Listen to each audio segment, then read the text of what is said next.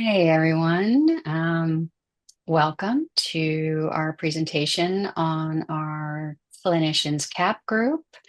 So it's going to be, a short presentation, 15, 20 minutes long, and then we just want to keep it, open it up to any questions. So just to introduce myself, my name is Heather Hamilton. I am a therapist here at Acheron Psychiatry. I am a licensed mental health counselor, and I am certified in psychedelic harm reduction and integration under Fluence. I also completed the MAPS Fluence collaborative MDMA therapy training. Yeah, I regularly do individual KAP as well with clients. And yeah, Darcy, would you share a little bit about yourself? Yeah, hi everyone. Thanks for joining us today. I'm Darcy Montana, another therapist here at Acheron and a mental health counselor with a limited permit. I am also trained in KAP through Fluence and work individually doing ketamine with folks here at Acheron. So I'll get us started and just tell you a little bit about what this group is, who it's for.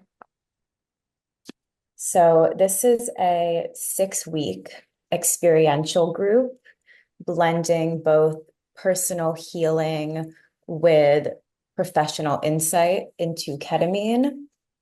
It's not a training, it really is a treatment and a chance for you all to experience ketamine-assisted psychotherapy or KAP in a supportive clinical container guided by Heather and myself and in community with one another. And whether you have done inner work through therapy, explored psychedelics personally, or are simply curious about what KAP has to offer your patients, this group is for all types of experienced clinicians looking for something deeper. It's a space for authentic connection, a way to personally experience KAP's therapeutic benefits, and to ground our understanding in how KAP enhances healing.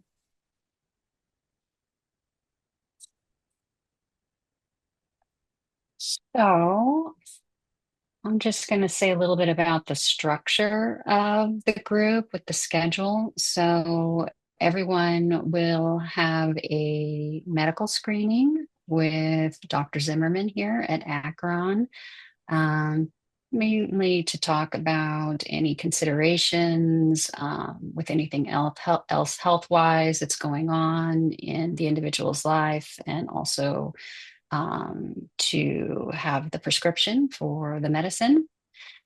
And everyone will do an individual intake, either in person or private, with Darcy and or myself.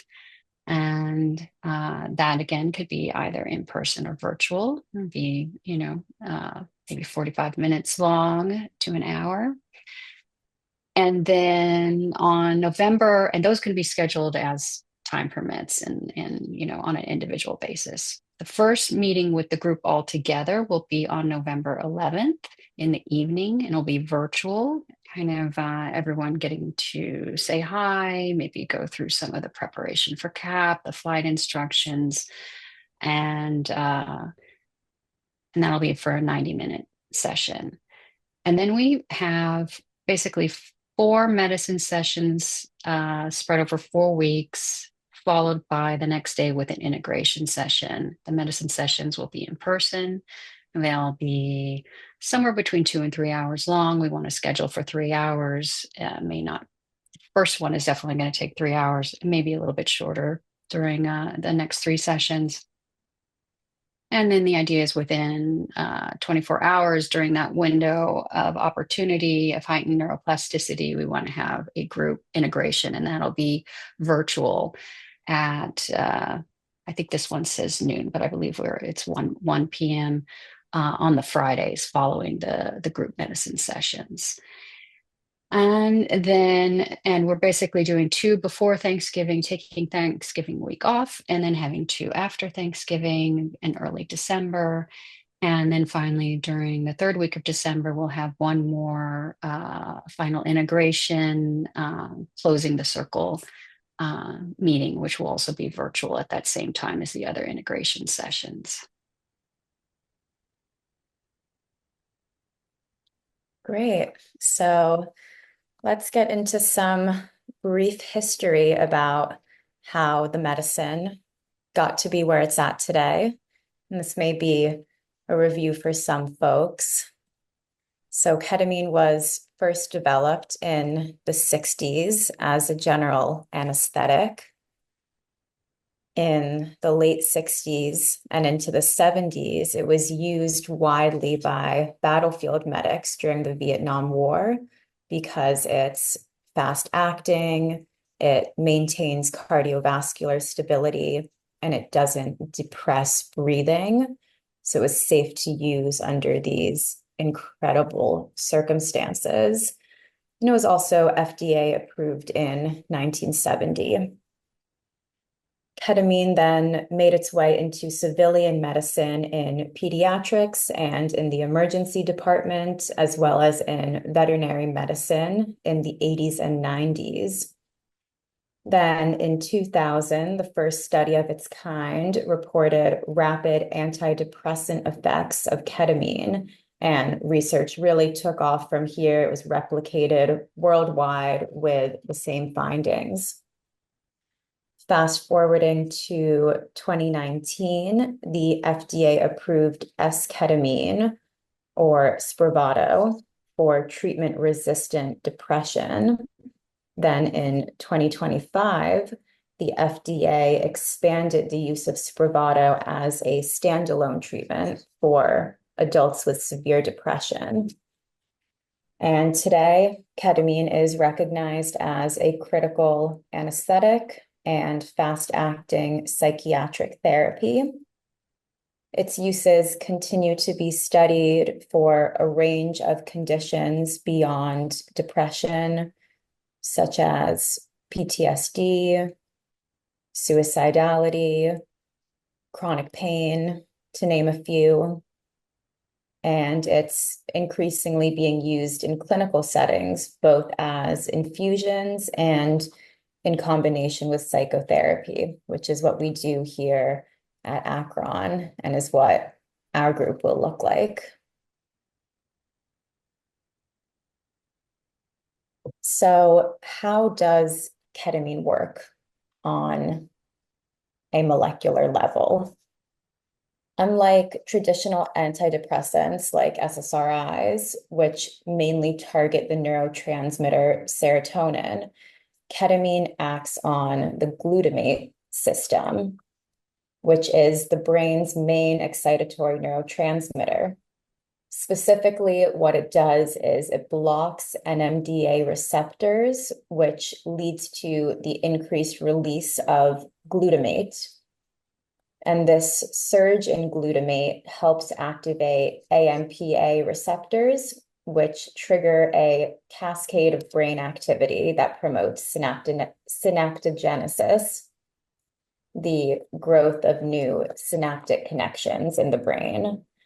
And the result of that process is increased neuroplasticity. Your brain becomes more flexible and able to form new thought and emotional patterns in this state. So we can go ahead on to the next slide. So why is ketamine used for healing? So this increase in neuroplasticity that I just mentioned helps the brain reset now maladaptive neural circuits that were created when the individual really needed them for protection, such as in instances of depression or trauma. But now are no longer serving them. And as we've discussed, it provides rapid relief, unlike traditional antidepressants, which can take weeks to begin working, while ketamine is not a magic carpet. It can take hours or days to begin working. So a pretty stark difference there. And in psychedelic doses, ketamine can induce dissociative or transpersonal experiences, which can help individuals gain perspective on their trauma, self-worth, relationship patterns, any type of cycle that we find ourselves stuck in, and really so much more. Ketamine is also a very safe drug. As we discussed, it's on the World Health Organization's list of essential medicines. And it doesn't depress breathing or heart rate. Its side effects are short-lived and mild. They can include nausea, dizziness, blurred vision, and grogginess for a little while after the session.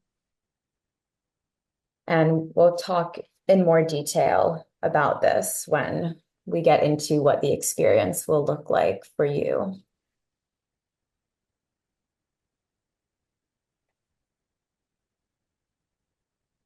So I want to talk a little bit about preparation and set and setting. A big part of the preparation process is psychoeducation, a bit of what we're doing here today.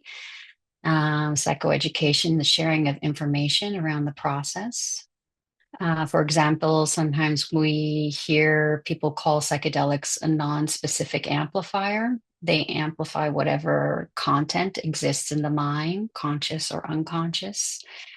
And the mental and emotional state of the person is the mindset, or set for short. And that can include mood, expectations, intentions, personality traits, past experiences, especially maybe around other psychedelic experiences or trauma.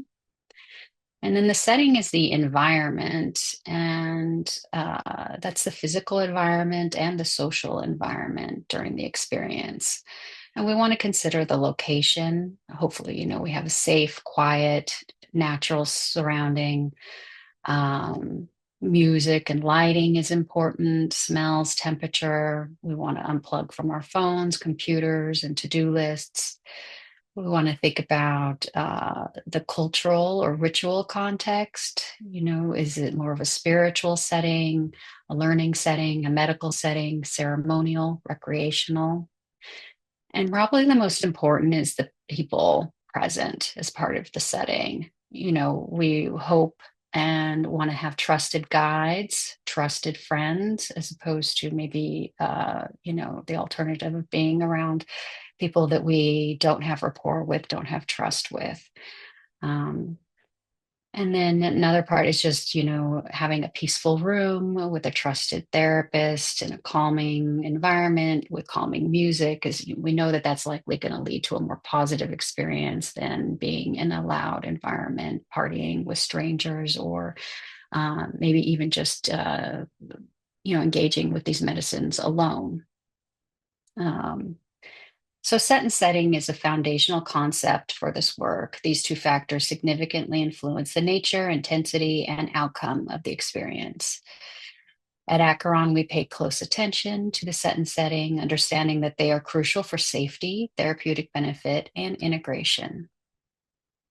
Then we talk about intention. When we talk about intention setting, we refer to the conscious and purposeful goals that individuals establish for their experience with psychedelic medicine.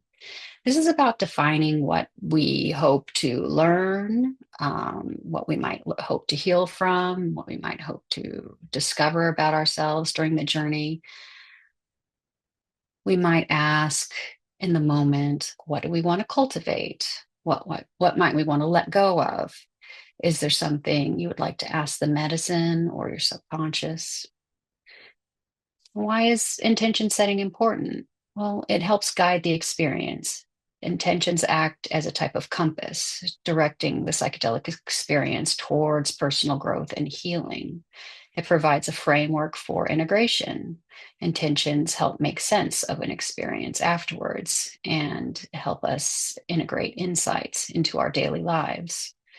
Intentions can help create psychological safety. They help individuals feel more grounded and secure during potentially challenging moments during the journey and enable the psyche to reveal what is most needed for healing.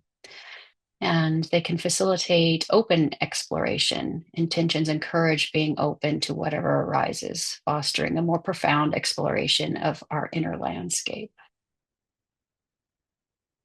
Common examples of intentions include: I am open to healing.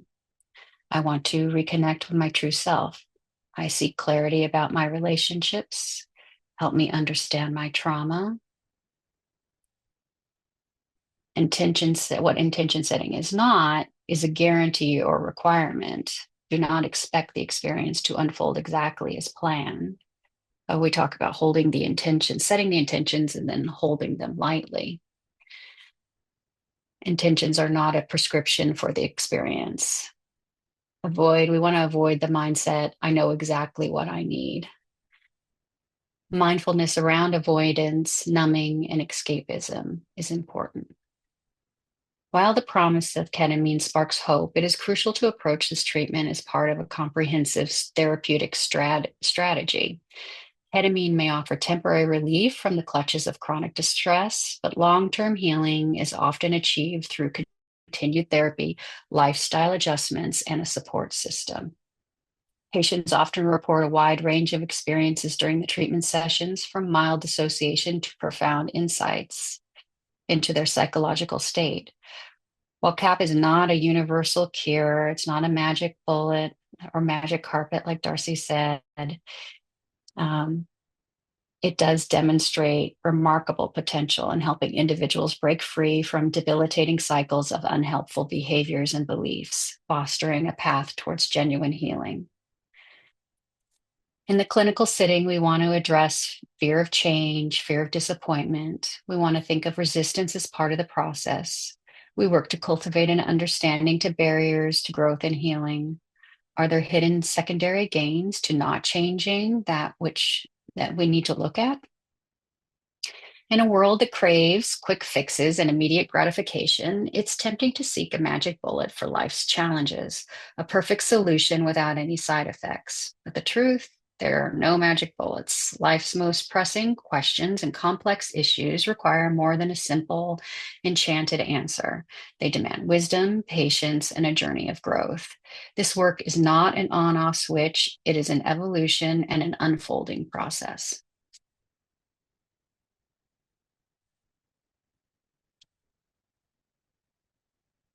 Okay, so the dosing sessions will have 4 medicine sessions, and I just want to talk a little bit about the medicine sessions themselves, what the arc of a journey might look like.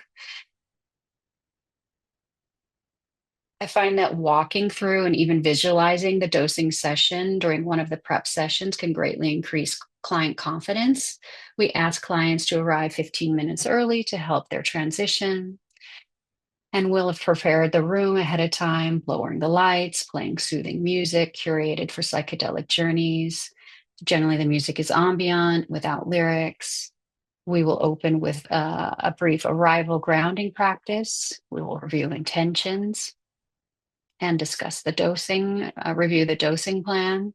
Our medical assistants will take our client's blood pressure. Blood pressure is rarely an issue, but ketamine can slightly elevate blood pressure, so we want to make sure that it's within a safe range. And if it's even mildly elevated, we can continue to do a little bit of grounding exercises. That usually brings it down. And there's also, the doctor can also offer pressure medication if that's needed.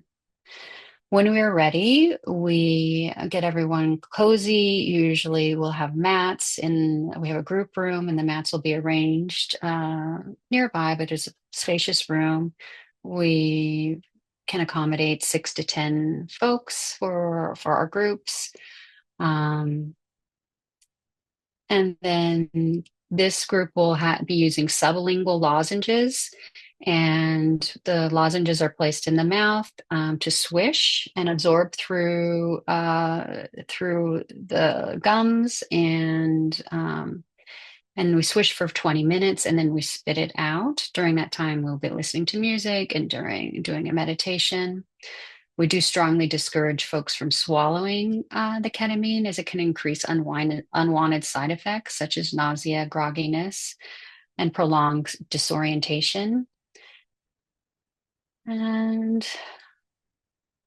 then we have everyone go internal, recline, and we'll be listening to the music. We'll have the eye shades, and people are invited to go internal during the journey. And the journey lasts probably, well, there's the 20 minutes of swishing with the medicine definitely coming on, starting to really feel it around 10 minutes, fully in it at 20 minutes. It won't get any stronger after spitting it. And then the more intense part of the journey will last another, 10, 20 minutes. And then it kind of starts to slowly taper off.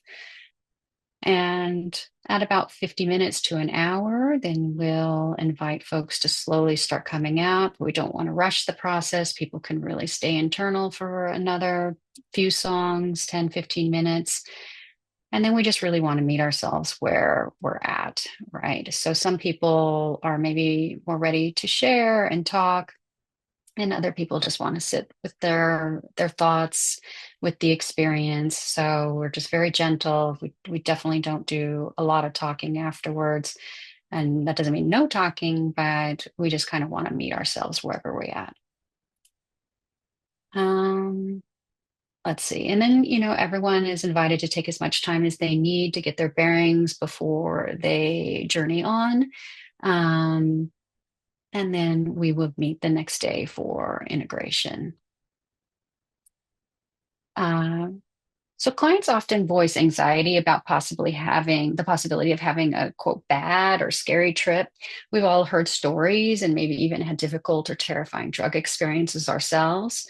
My mentors explained to me that while we do our best to reduce risk and help our clients increase feelings of safety and know that the medicine itself is very safe, people can and do have challenging experiences.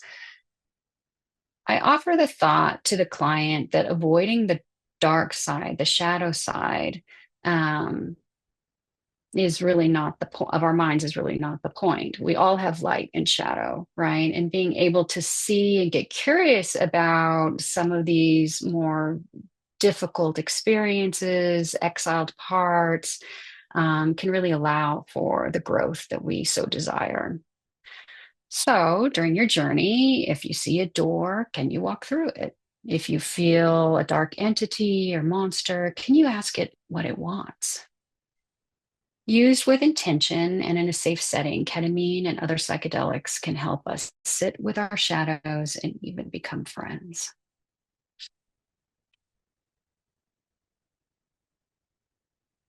And then integration. So the third part is integration, and integration is an unfolding process in the psychedelic experience, and it refers to the gradual and dynamic way individuals make sense of and incorporate their psychedelic experience into their daily lives.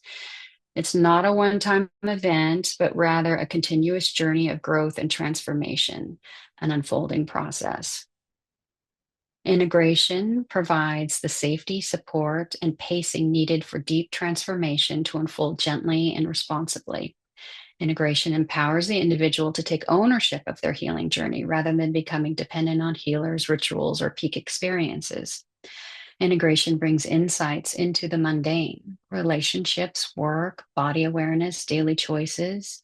In KAP work, we are conscious of the fact that every patient has unique needs, and change isn't the result of any particular insight or epiphanies, but through the integration of those experiences into the existing framework of the personality and lifestyle of the individual. All right.